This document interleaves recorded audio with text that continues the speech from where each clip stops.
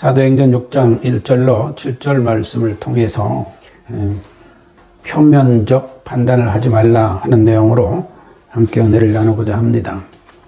먼저 2023년 2월 6일 지난 월요일입니다. 밤 1시 17분경에 발생한 약 7.9의 강진으로 현재 약 2만여 명의 사망자가 넘어가고 있다고 전해집니다.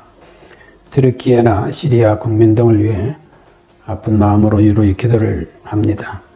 나아가 우리도 하나님의 언약을 믿는 믿음 안에서 겸손히 경배하는 삶을 살아가는 우리들이 되어져야 될 줄로 믿습니다.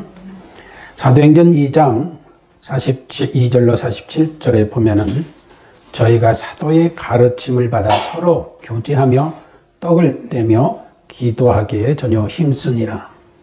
그러면서 44절에 믿는 사람이 다 함께 있어 모든 물건을 서로 통용하고 재산과 소유를 팔아 각 사람의 필요를 따라 나누어 줬다고 하였습니다. 또한 사도행전 4장 32절로 37절 중에 34절 이하에 보면 그 중에 핍절한 사람이 없으니 이는 밭과 집 있는 자는 팔아 그 판 것의 값을 가져다가 사도들 발 앞에 두니 저희가 각 사람의 필요를 따라 나눠 줌이러라. 구브로에서 난 레위족인 있으니 이들은 그 이름은 요셉이라. 사도들이 일컬어 바나바 번역하면 권위자라 하니 그가 밭이 있음에 팔아 값을 가지고 사도들 발 앞에 두니라 했습니다. 그때나 지금이나 역시 부동산 땅 많이 가진 사람들이 부자였나 봐. 근데 여기 구브로라고 하는 바나바가 그 구브로 출생으로 나오는데 후에 스테반이 순교하고 그 상황 속에서 많은 박해가 일어나게 되니까 성도들이 도망한 곳이 바로 어디냐 하면 예루살렘 밖 구브로입니다.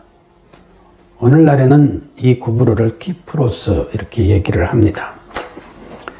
사도들은 채찍에 두들겨 맞고 예수님의 이름으로 말하는 것을 금지당하고 그리고 노인 상태에서 그들은 어떠한 능욕받는 일이라 할지라도 기뻐하면서 조금 더 굴하지 않고 성전에서 가르쳤다고 했습니다. 그러므로 제자의 수가 더 많아졌더라라고 합니다. 따라서 우리는 오늘 본문 말씀으로 은혜를 나누면서 먼저 생각해야 될 것은 이와 같이 수가 많아지는 과정에 여러 가지 일들이 발생하게 됨에 있어서 우리는 어떠한 자세로 오늘날 신앙생활을 해야 될 것인가 하는 것을 돌이켜보게 하기도 합니다.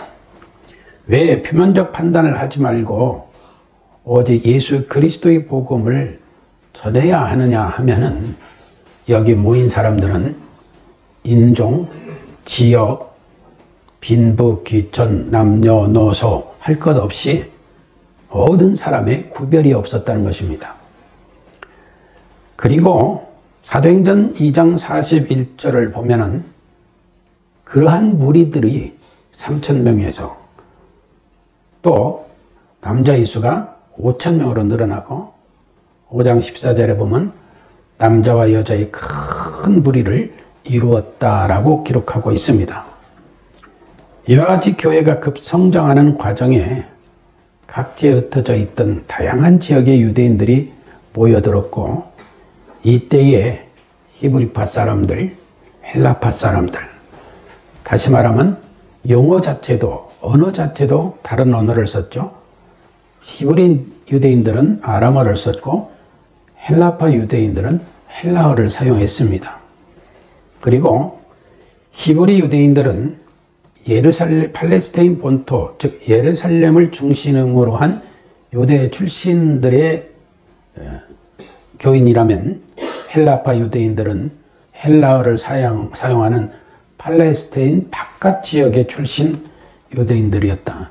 거기에 그 구브로 출신의 바나바도 거기 헬라파에 속하였다 이렇게 볼 수 있습니다. 함에도 불구하고 이 바나바도 밭을 팔아서 사도들 앞에 대어놓았죠. 그러니까 히브리파 사람이든 헬라파 사람이든 구별 없이 그들은 사도들을 통하여 말씀을 배우고 가르침 받던 대로 실천하는 정말 사랑의 공동체를 이루는 교회였습니다.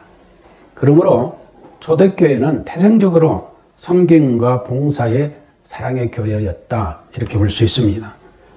이 초대 예루살렘 교회가 믿는 사람들이 많이 모여지고 물건도 서로 통용하고 재산과 소유를 팔아서 각 사람의 필요에 따라 나눠주고 하니 얼마나 아름다운 교회 공동체였겠습니까?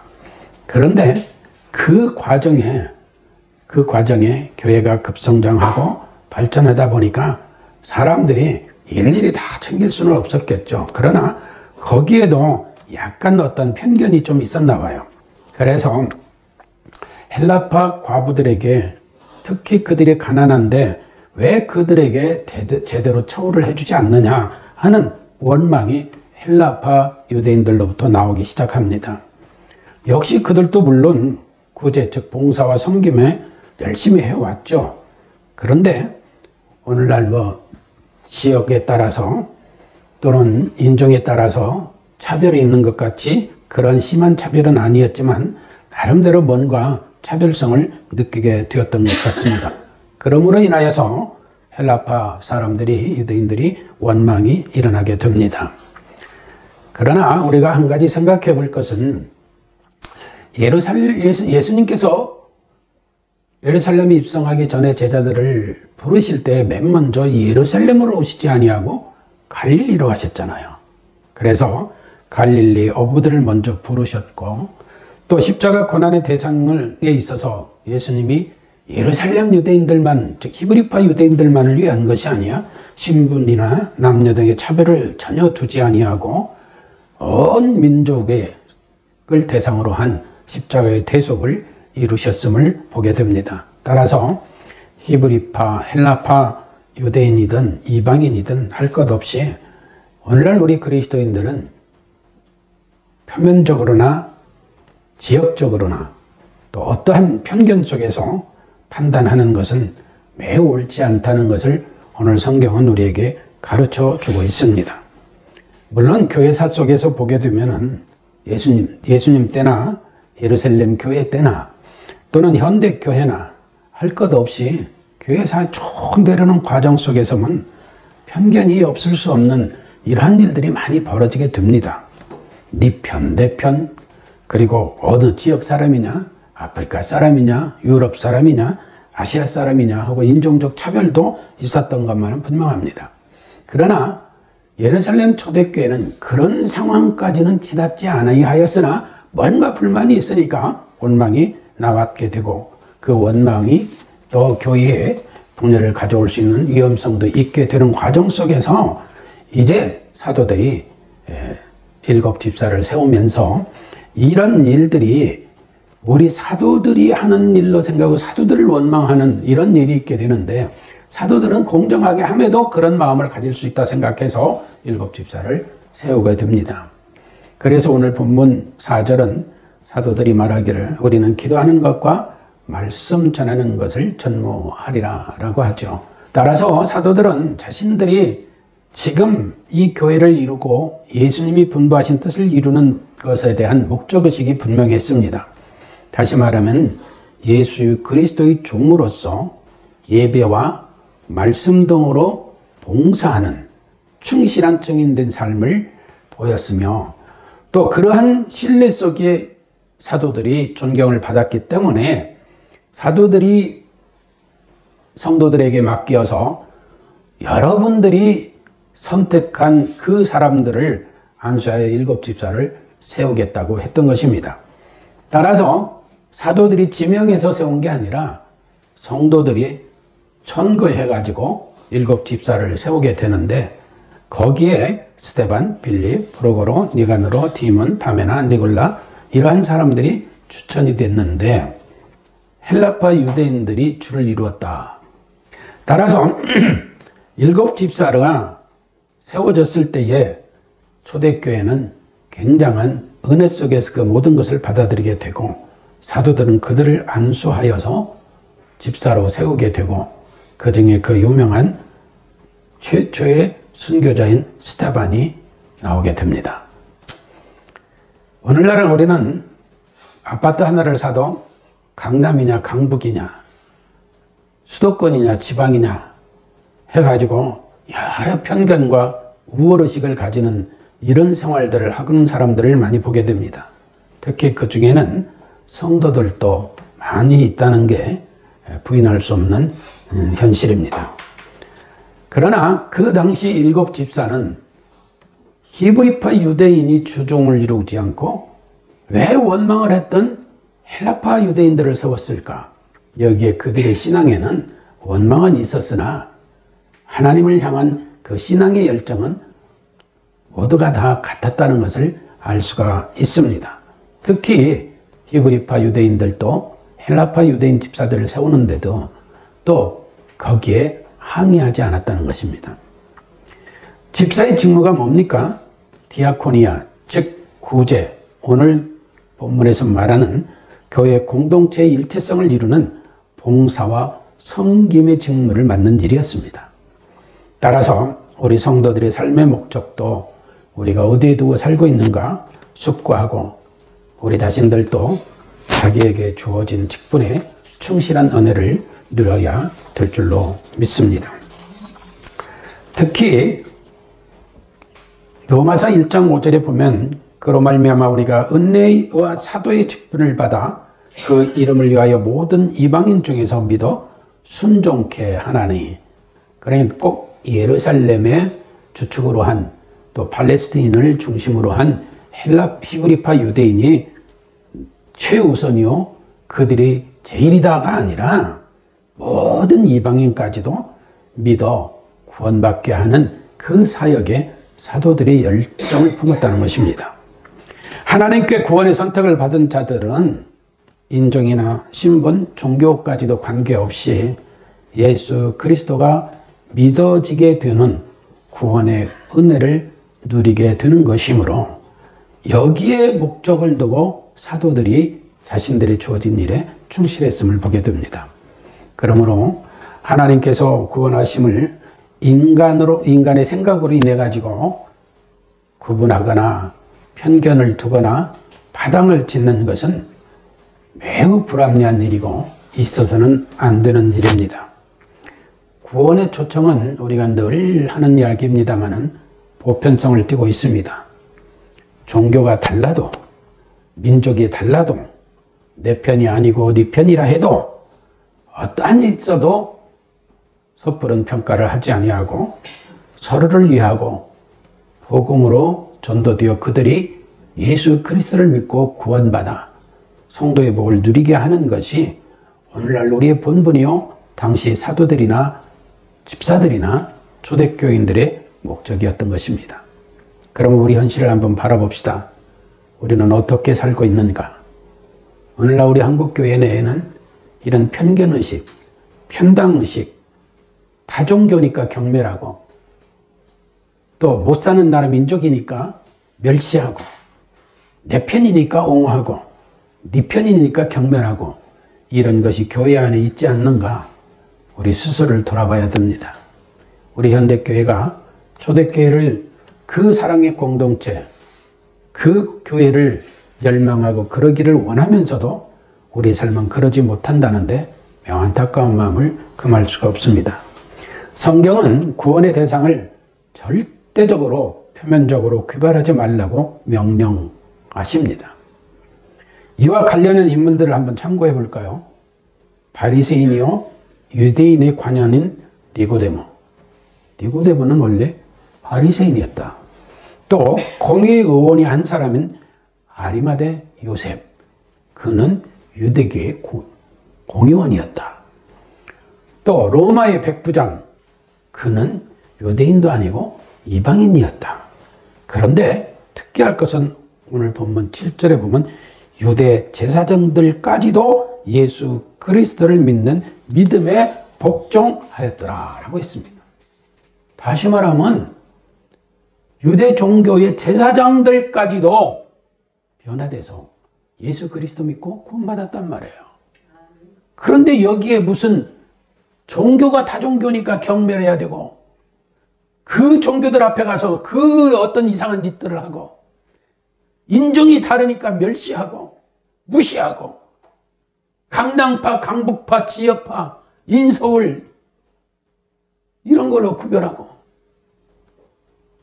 그리고 권력이 있으니 이 잡교에서 내 편이고 네 편이니까 우리는 같은 교인이라도 성분이 달라. 이게 말이 되냐 이 말이에요. 그런데 우리 현대교회는 특히 우리 한국교회는 그런 일로 아주 극심합니다. 좀 유명세 있는 교회 목사들이 어떤 이야기를 하게 되면은 내 편이 아니면은 뭐라도 약점을 잡아서 물어 뜯으려고 난리가 납니다. 난리가 나. 쉽게 해서 말꼬투리 잡아가지고 아주 난장판을 만들어요. 난장판을. 이게 예수 그리스도를 믿는다는 사랑의 공동체인 교회들인가? 우리 스스로를 심각하게 돌아봐야 될 줄로 믿습니다.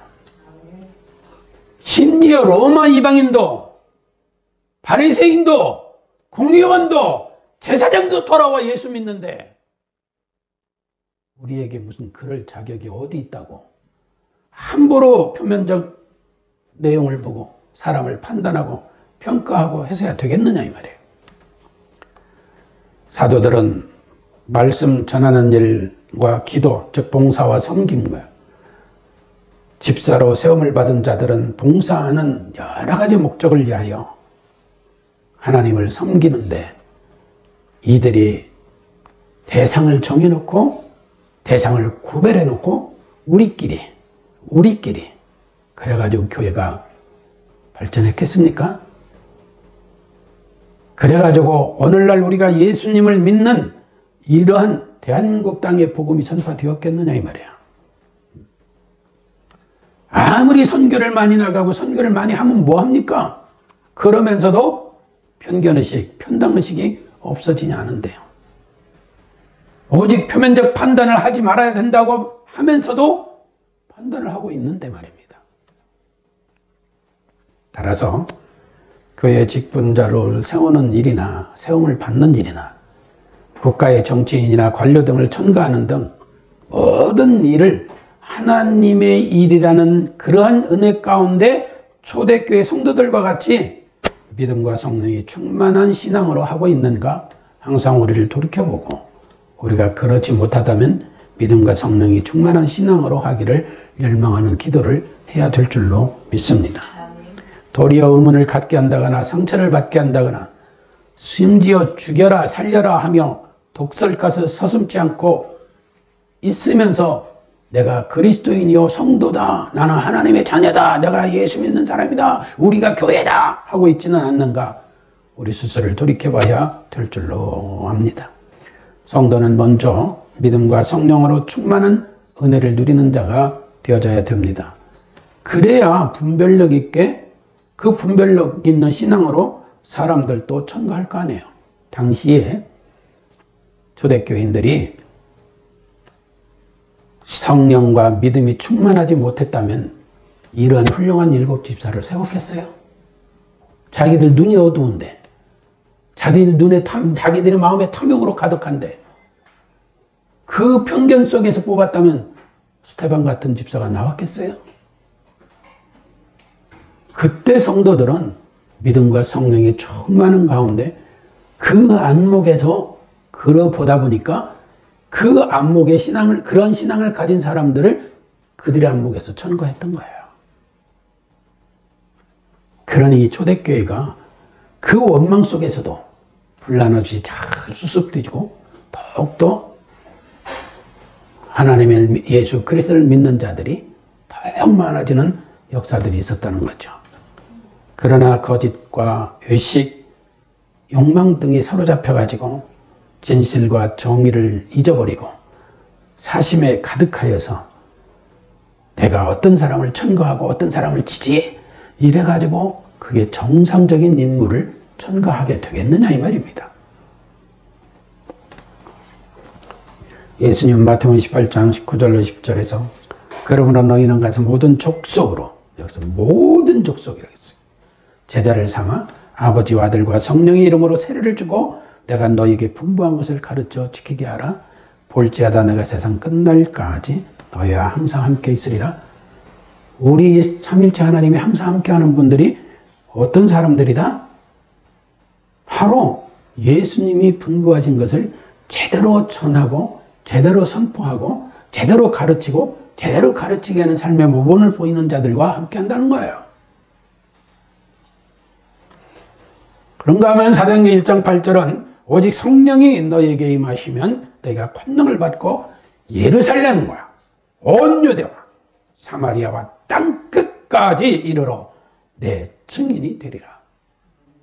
너희는 증인된 삶을 살아라. 어디까지? 땅 끝까지. 물론 우리 이웃이 땅 끝이란 해석적인 이야기도 있지만 여기서는 모든 인종, 종교를 구별하지 않는다는 거예요.